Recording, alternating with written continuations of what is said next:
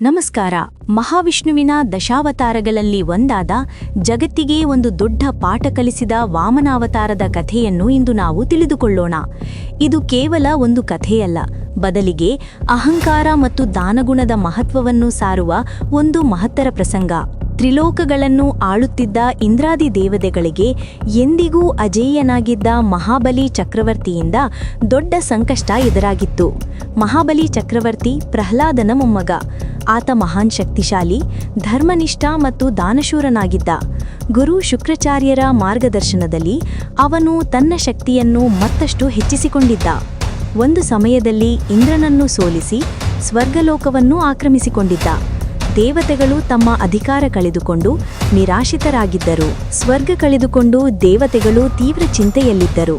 ಅವರು ತಮ್ಮ ಕಷ್ಟವನ್ನು ಹೇಳಿಕೊಳ್ಳಲು ಮಹಾವಿಷ್ಣುವಿನ ಬಳಿ ಹೋದರು.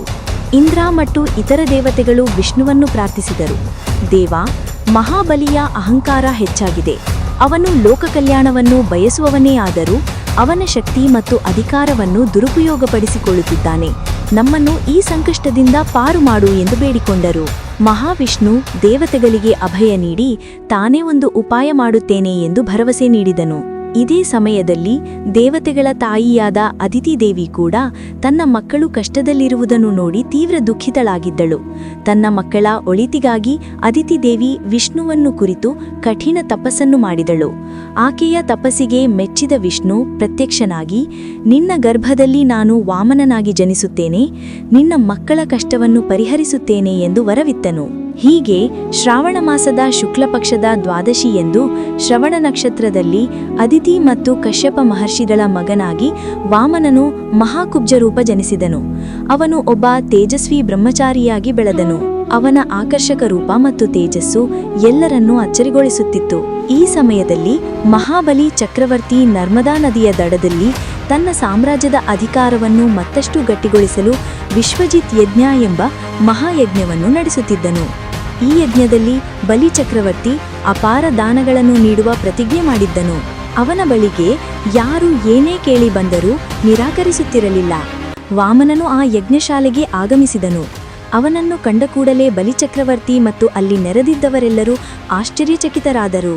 ಚಿಕ್ಕ ಕುಬ್ಜ ಬ್ರಹ್ಮಚಾರಿ ರೂಪದಲ್ಲಿದ್ದರೂ ವಾಮನನಲ್ಲಿ ಒಂದು ದೈವಿಕ ತೇಜಸ್ಸುವಿತ್ತು. ಬಲಿಚಕ್ರವರ್ತಿ ವಾಮನನನ್ನು ಆದರದಿಂದ ಸ್ವಾಗತಿಸಿ, ಮಹಾತ್ಮ, ನೀವು ಯಾರು? ನಿಮಗೆ ಏನು ಬೇಕು? ನಾನು ನಿಮಗೆ ಎಲ್ಲವನ್ನೂ ನೀಡಲು ಸಿದ್ಧವಾಗಿದ್ದೇನೆ ಎಂದು ಕೇಳಿದನು. ಆಗ ವಾಮನನು ಮುಗುಳು ನಗೆ ಬೀರುತ್ತಾ, ಮಹಾರಾಜ, ನನಗೆ ಹೆಚ್ಚು ಏನು ಬೇಡ. ಕೇವಲ 3 ಹೆಜ್ಜೆ ಇಡುವಷ್ಟು ಭೂಮಿ ಬೇಕು. ಅಂದರೆ ನನ್ನ ಹೆಜ್ಜೆಯಿಂದ ನಾನು ಅಳೆಯುವಷ್ಟು 3 ಹೆಜ್ಜೆ ಭೂಮಿ ಸಾಕು ಎಂದು ಕೇಳಿದನು. ವಾಮನನ ಈ ವಿನಂತಿಯನ್ನು ಕೇಳಿದ ಬಲಿ ಚಕ್ರವರ್ತಿಯ ಗುರುಗಳಾದ ಶುಕ್ರಾಚಾರ್ಯರು ಇದೊಂದು ಸಾಮಾನ್ಯ ಬೇಡಿಕೆಯಲ್ಲ ಎಂದು ಅರಿತರು. ಅವರು ಬಲಿಚಕ್ರವರ್ತಿಗೆ, ಮಹಾಬಲಿ, ಈ ಕುಬ್ಜ ಬ್ರಹ್ಮಚಾರಿ ಸಾಮಾನ್ಯನಲ್ಲ. ಇವನು ಸ್ವತಃ ಶ್ರೀಮನ್ನಾರಾಯಣ. ಇವನು ನಿನ್ನ ಸರ್ವಸ್ವವನ್ನು ಕಸಿದುಕೊಳ್ಳುತ್ತಾನೆ ಎಂದು ಎಚ್ಚರಿಕೆ ನೀಡಿದರು. ಆದರೆ ಮಹಾಬಲಿ ಚಕ್ರವರ್ತಿ ತನ್ನ ದಾನವ್ರತದಿಂದ ವಿಮುಖನಾಗಲು ಒಪ್ಪಲಿಲ್ಲ. ಗುರುಗಳೇ, ನನಗೆ ದಾನ ಕೊಡುವುದಕ್ಕಿಂತ ದೊಡ್ಡ ಧರ್ಮವಿಲ್ಲ. ಸಾಕ್ಷಾತ್ ವಿಷ್ಣುವೇ ನನ್ನ ಬಳಿ ಬಂದು ಯಾಚಿಸಿದರೆ ಅದಕ್ಕಿಂತ ದೊಡ್ಡ ಭಾಗ್ಯ ಯಾವುದು ಎಂದು ಹೇಳಿ ಶುಕ್ರಾಚಾರ್ಯರ ಮಾತನ್ನು ಲೆಕ್ಕಿಸದೆ ವಾಮನನಿಗೆ 3 ಹೆಜ್ಜೆ ಭೂಮಿಯನ್ನು ದಾನ ಮಾಡಲು ಸಂಕಲ್ಪ ಮಾಡಿದನು. ಬಲಿಯ ಸಂಕಲ್ಪ ಮುಗಿದಂತೆಯೇ ವಾಮನನು ತನ್ನ ನಿಜರೂಪವನ್ನು ಪ್ರಕಟಿಸಿದನು. ಅವನು ಬೆಳೆಯುತ್ತಾ ಬೆಳೆಯುತ್ತಾ ತ್ರಿಲೋಕಗಳನ್ನು ಆವರಿಸುವಂತಹ ತ್ರಿವಿಕ್ರಮ ರೂಪವನ್ನು ಧರಿಸಿದನು.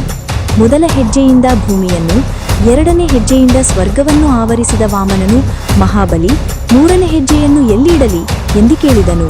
ಆಗ ಬಲಿಚಕ್ರವರ್ತಿ ತನ್ನ ತಲೆಯನ್ನು ಒಡ್ಡಿದನು. ಇದು ಅಹಂಕಾರದ ನಾಶ ಮತ್ತು ದಾನದ ಶ್ರೇಷ್ಠತೆಯ ಸಂಕೇತವಾಗಿತ್ತು.